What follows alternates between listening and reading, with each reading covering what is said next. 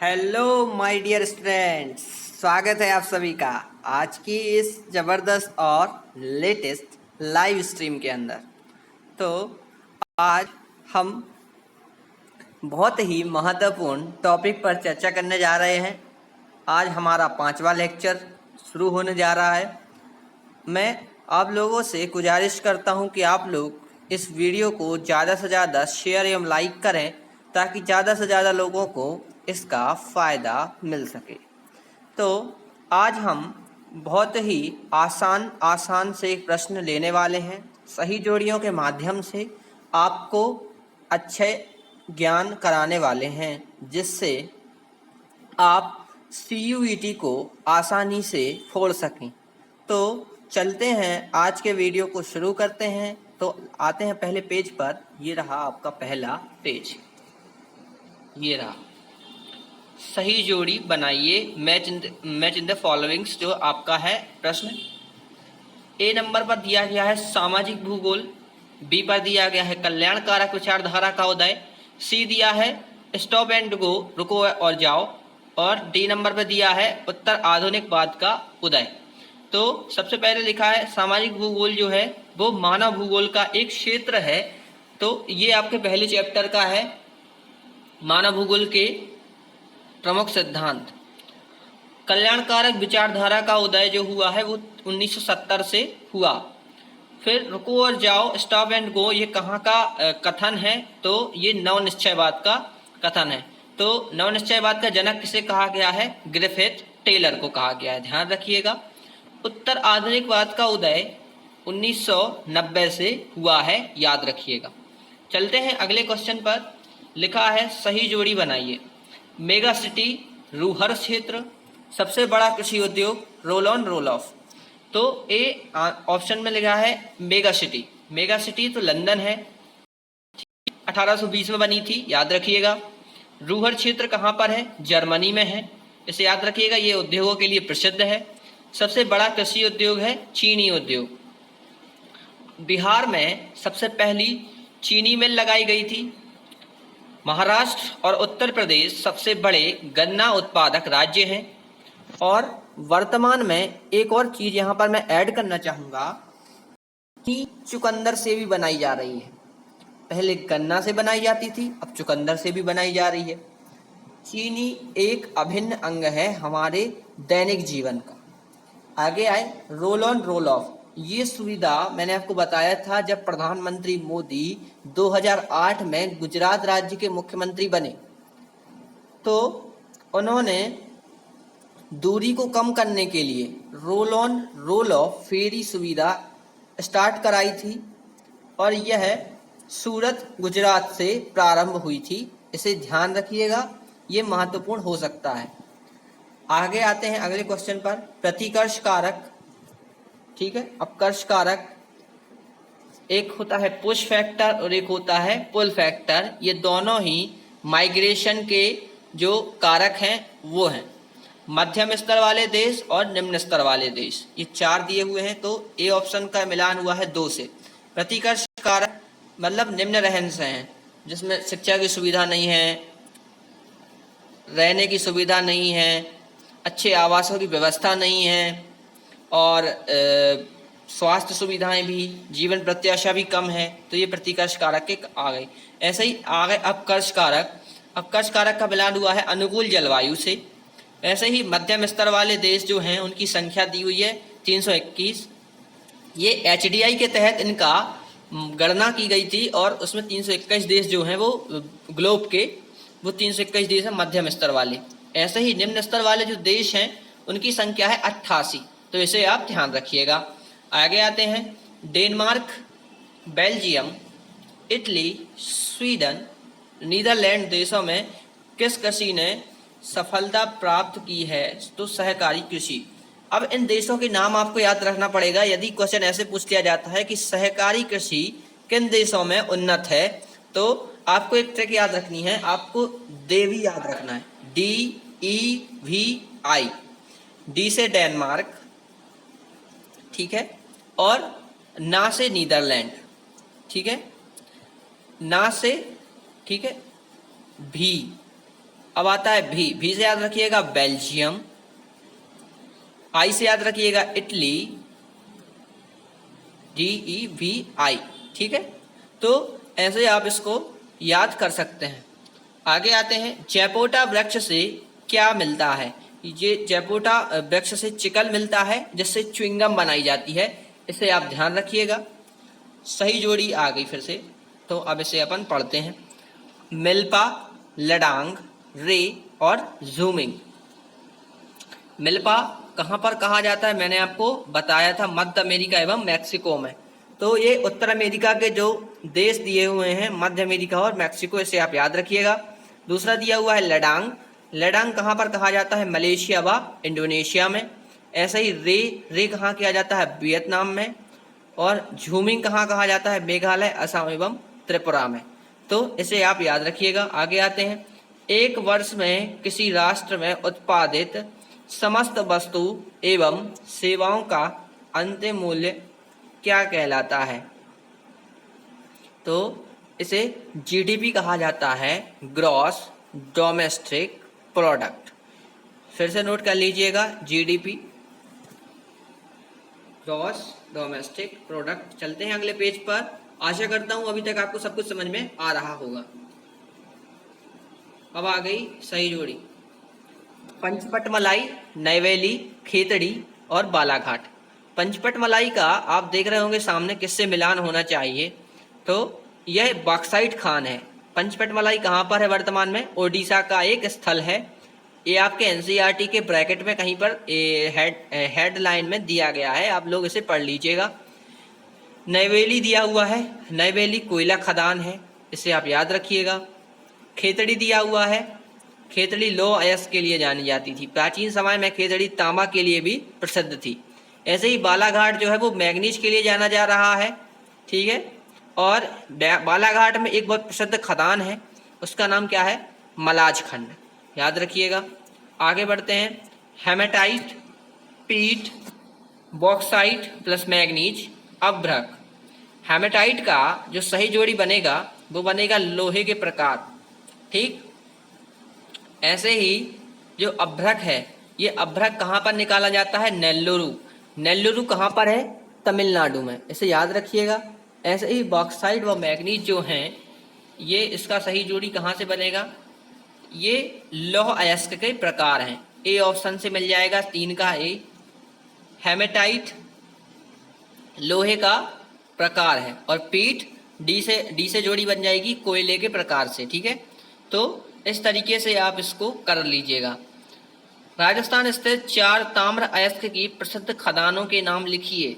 आपको एक ट्रिक बता, आपको जहां ताम्र अयस्क की खदानें आ जाएं वहां पर आपको एक = लगा के लिखना है भीख। भी से हो जाएगा भीलवाड़ा, और आप भी शब्द बोलेंगे तो उसमें आ छुपा हुआ है तो अलवर, फिर खा आ गया तो खेतड़ी, और ऊ आ गया तो उदयपुर। तो इस तरीके से आपको एक ट्रिक मैंने बता दी है, बाजू में रेड पेन से लिखी गई है, आप लोगों से नोट कर लीजिएगा। अरुणाचल प्रदेश की प्रति व्यक्ति जनसंख्या घनत्व कितना है, 5 व्यक्ति प्रति किलोमीटर वर्ग। मैं आपको बता दूं, केंद्र शासित प्रदेश में जो सबसे ज़्यादा जनसंख्या घनत्व है वो है दिल्ली का। वहीं आप यदि जनसंख्या घनत्व देखें तो सबसे ज़्यादा है जनसंख्या बिहार की, जनसंख्या घनत्व सबसे ज़्यादा है उत्तर प्रदेश का, और सबसे कम है अरुणाचल प्रदेश का। इसे आप नोट कर लीजिएगा। आगे आते हैं सही जोड़ी पर, कागज निर्माण, आचार उद्योग, बर्तन निर्माण, विनिर्माण। कागज निर्माण का जो सही जोड़ा बनेगा वो बनेगा वन आधारित उद्योग से। ये फॉरेस्ट डिपेंडेंट इंडस्ट्रीज होती हैं, क्योंकि कागज जो है वो पेड़ के तने से बनाया जाता है, इसे आप याद रखिएगा। ऐसे ही आचार उद्योग जो है वो कृषि आधारित उद्योगों की श्रेणी में आता है। ऐसे ही बर्तन निर्माण जो उद्योग है वो कुटीर उद्योगों की श्रेणी में आता है, ध्यान रखिएगा। ऐसे ही विनिर्माण उद्योग है, विनिर्माण क्या होता है, द्वितीय क्रियाकलापों में जो कच्चा माल होता है उसको परिवर्तित करके नई वस्तु, कीमती वस्तु, उपयोगी वस्तु में परिवर्तित किया जाता है, इस प्रक्रिया को विनिर्माण कहा जाता है। यह एक द्वितीय क्रियाकलाप है। इसे याद रखिएगा, ये बहुत ही मोस्ट इम्पॉर्टेंट जोड़ा हो सकता है आपके एग्जाम के पॉइंट ऑफ व्यू से। आगे आते हैं, साल्सबर्ग हवाई पत्तन कहाँ स्थित है? तो साल्सबर्ग हवाई पत्तन ऑस्ट्रिया में स्थित है, इसे आप याद रखिएगा। अगली सही जोड़ी आती है ये, बेलपराशियो, Perth, north Cape Town, south Cape Town, Africa, Australia, दक्षिण अफ्रीका और रूस। तो वेलपराशियो है ये अफ्रीका का एक शहर है।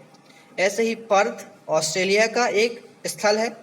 वैसे ही नॉर्थ केप टाउन आप देखिएगा, मैं यहाँ पर थोड़ा सा आपको ऐड कर दूँ, रूस का जो सबसे ऊपरी बिंदु है आपको एक ऐसी सींग जैसा एक हिस्सा दिखाई देगा, उसे नॉर्थ केप कहा जाता है।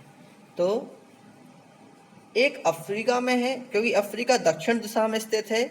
इसके विपरीत आप देखिएगा जो यूरोप है, यूरोप के अंतर्गत रूस आ रहा है, वो उत्तर दिशा में स्थित है। इसलिए नॉर्थ केप टाउन को रूस से जोड़ दिया है, साउथ केप टाउन को दक्षिण अफ्रीका से जोड़ दिया है। लेकिन जो दक्षिण अफ्रीका वाला केप टाउन है उसमें साउथ शब्द लगाना आवश्यक नहीं है, ठीक है। केप का मतलब होता है किनारा या कोना, ठीक है।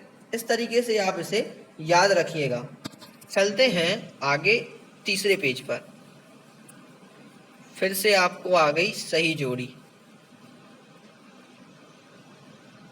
भारत में जनगणना नगरों को कितने वर्गों में बांटा गया है? 6 भागों में बांटा गया है, ठीक। आगे आ गया, ऋण चिन्हों को पहचान कर लिखिए।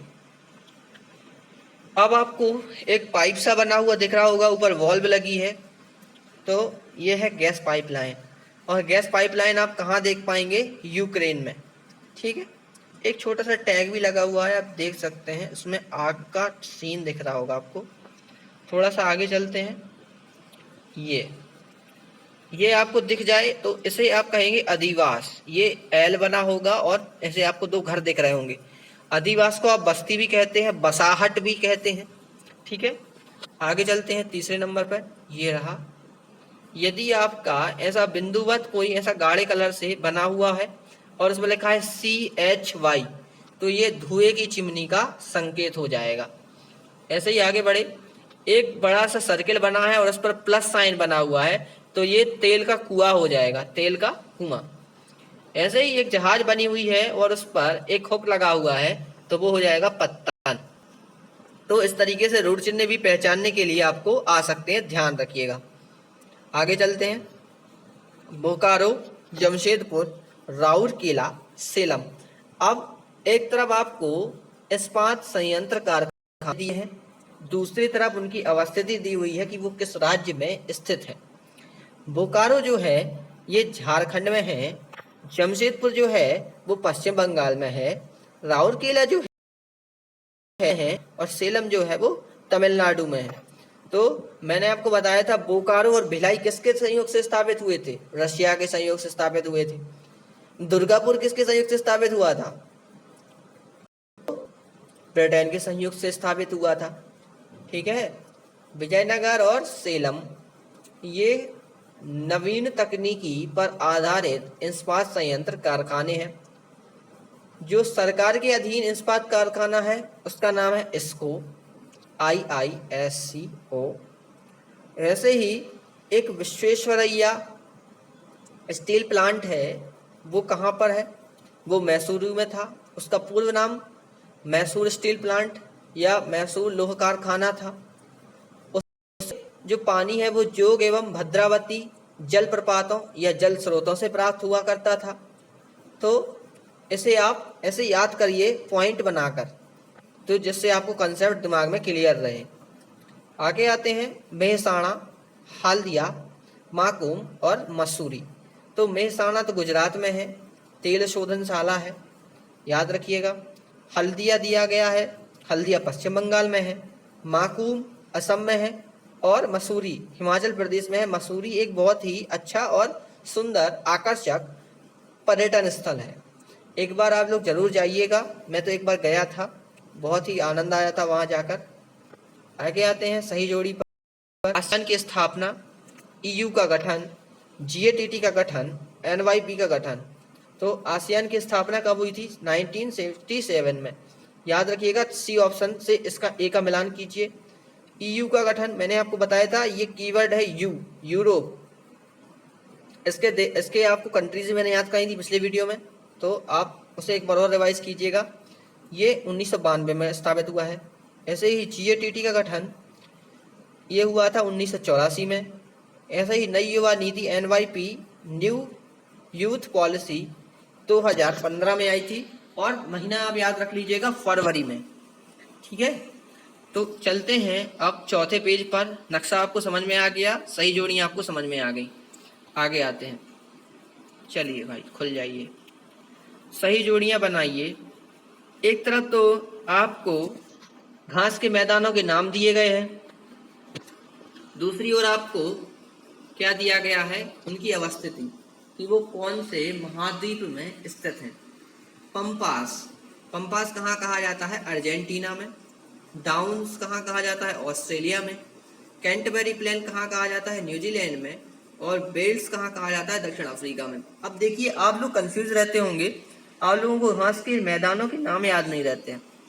आप पंपास एक बार उच्चारित कीजिए वर्ड को, पा और आधा पा और आधा आ आता है, तो अर्जेंटीना आ जाएगा। ठीक है। डाउन्स को आप उच्चारित कीजिए, आ आता है, बड़ा आ, ना कि छोटा आ, ऑस्ट्रेलिया याद कर लीजिएगा। कैंटरबरी प्लेन, इसमें एक ही मात्रा के बाद आधा ना आता है, तो ना का मतलब न्यूजीलैंड। ऐसे ही अब आपको बेल्स याद करना है, तो बेल्स का कलर क्या होता है, काला। और कालाहारी मरुस्थल कहाँ पर है, दक्षिण अफ्रीका में है। तो ये आपके कीवर्ड हो गए, आपको मैंने याद करा दिया ट्रिक के माध्यम से। भिलाई इस्पात संयंत्र किस देश के सहयोग से लगाया गया, मैंने अभी आपको बताया था सही जोड़ी में। भिलाई स्टील प्लांट किस देश की सहायता से स्टैब्लिश हुआ था, तो रशिया की सहायता से स्टैब्लिश हुआ था, याद रखिएगा। सही जोड़ियां बनाइए, लौह अयस्क, स्टील, गन्ना, शक्कर, कपास, कपड़े, मैदा, बिस्किट।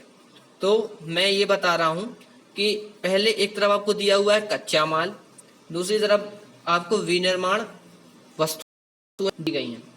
तो लौह अयस्क से क्या बनाया जाएगा, स्टील बनाया जाएगा। गन्ना को पेर कर उसका रूप बदलकर शक्कर बनाई जाएगी। कपास का रूप बदलकर कपड़े तैयार किए जाएंगे, और मैदा के उपयोग से बिस्किट बनाया जाएगा। ठीक है, तो इसे आप याद रखिएगा। आगे आते हैं, एल्यूमिनियम उद्योग, कृत्रिम नाइट्रोजन उद्योग, या इसे संश्लेषित नाइट्रोजन उद्योग भी कहा जाता है, एवं कपड़ा उद्योग किन उद्योगों की श्रेणी में आते हैं, तो गहन शक्ति ह्रास वाले उद्योगों के अंतर्गत ये आते हैं। एल्यूमिनियम उद्योग में आप देख लीजिए, सबसे ज़्यादा ऊर्जा की आवश्यकता होती है। यदि आप प्रयोगशाला में नाइट्रोजन बना रहे हैं, तो उसमें भी आपको ज़्यादा शक्ति की उपयोगिता होगी। उसी तरीके से आप कपड़ा को रगड़ने के लिए, कपड़ा को बुनने के लिए ज़्यादा मशीनरी यूज करेंगे, तो उसमें ज़्यादा लाइट लगेगी, ज़्यादा ऊर्जा या शक्ति का ह्रास होगा। इसे आप याद रखिएगा। आगे आता है विश्व मानचित्र का प्रश्न, ये रहा। ईरान इराक को दर्शाने के लिए कहा रहा है, हांगकांग दर्शाने के लिए कहा रहा है, और ऑस्ट्रेलिया दर्शाने के लिए कहा रहा है। तो ईरान और इराक ये तो अरब देश के अंतर्गत आ रहे हैं। मैंने आपको बताया था पिछले वीडियो में, ईरान और इराक में तेल के कुएं हैं। ठीक है, तो हांगकांग दिया है। हांगकांग आपको पता है कहाँ पर है, चीन में है, हांगकांग डिज्नीलैंड। उसी तरीके से ऑस्ट्रेलिया को दर्शाने के लिए कहा रहा है, तो ऑस्ट्रेलिया बीच नीचे डब्बा सा बना है। मैं आपको एक चीज़ ऐड करना चाहूँगा, ऑस्ट्रेलिया जो है ये बॉक्साइट का सबसे बड़ा उत्पादक देश है। मैंने इसके नक्शे को बॉक्सवत बनाया है, बॉक्स के जैसा बनाया है। इसका मोटिव ये था कि बॉक्साइट और बॉक्स ऑस्ट्रेलिया। ठीक है, तो इसे आप ऐसे करके पढ़ सकते हैं। तो आज मैंने आपको सही जोड़ी, कुछ प्रश्न और मानचित्र समझाए, और कुछ ऋण चिन्ह भी बताए। ऐसे ही आप लोग आगे अपनी तैयारी को जारी रखें। और हमारे चैनल को सब्सक्राइब एंड लाइक करते रहें। तो अब हम मिलेंगे आपसे भूगोल के अगले वीडियो में। तब तक के लिए till then do whatever you want to do, whatever you can do. Good bye, जय हिंद, नमस्कार, धन्यवाद, जय हिंद।